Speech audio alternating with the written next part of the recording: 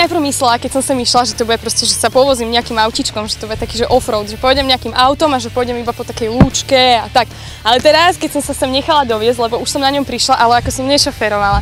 A keď som to videla, že kadiaľ, bože, normálne sa bojím, akože adrenalín mám až niekde tu, ale úplne sa teším. Ak to prežijem, tak to bude super. Najhoršie na tom je, že keď pôjdem potom takým tým spádom voľakým, tak aby som stať aj vyšla, lebo ak tam zostanem dole, tak budem vystupovať a to sa potom ešte uvidí. Volám sa Theo Kunštek a naša spoločnosť sa zaoberá takými adrenalinovými aktivitami a jednou z nich je aj offroad. K dispozícii máme takéto maličké auto Suzuki Samurai, ktoré napriek tomu, že je malinké, tak v teréne patrí medzi asi také najlepšie ovládateľné autá aj s najlepšou priechodnosťou.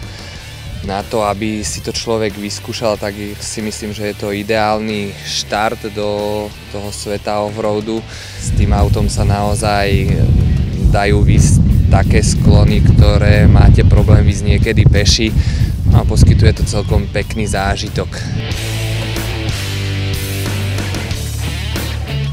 Oproti normálnemu autu je tu taký hlavný rozdiel, že tu máš ešte jednu páčku. S touto páčkou si vždycky zaradíš náhon na všetky 4 kolesa.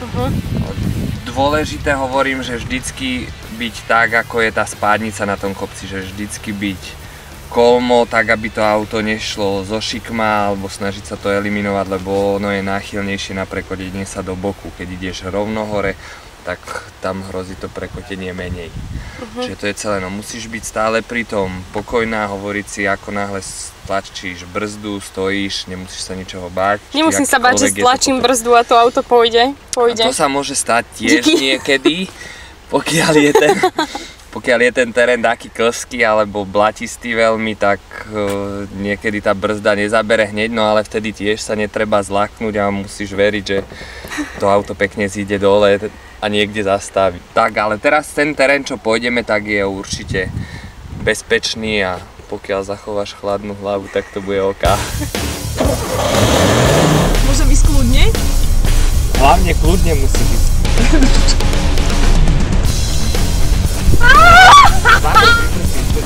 Nemám to ešte pridaj viac plynu.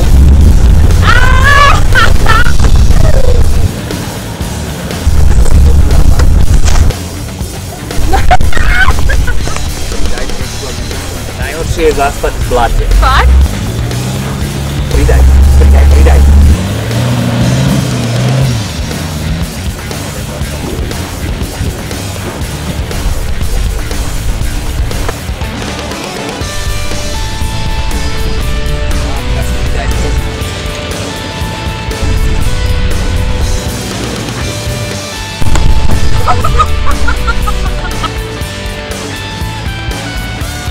Pardon, ak som niekomu šlála tým konárom.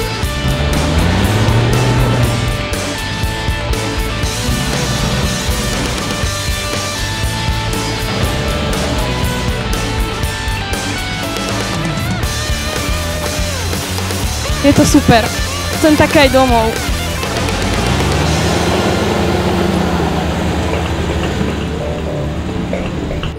Bolo to fakt super. Išla som prvýkrát v živote na takomto veľkom aute. Vždy som jazdila iba na obyčajnom osobnom, ale toto odporúčam každému si vyskúšať. Najlepšie je, keď zídete taký kopec, úplne máte pocit, že preletíte cez to čelné sklo, lebo úplne ste až takto, hej? A teraz zídete dole a pozeráte sa, že ježiš, to tuto ja mám vyliezť a tak dupnete na to. A vyleteli sme potom hore zase, akože blato lietalo hen tam. Odporúčam to fakt každému, kto má rád auta a ďakujem, uži si to.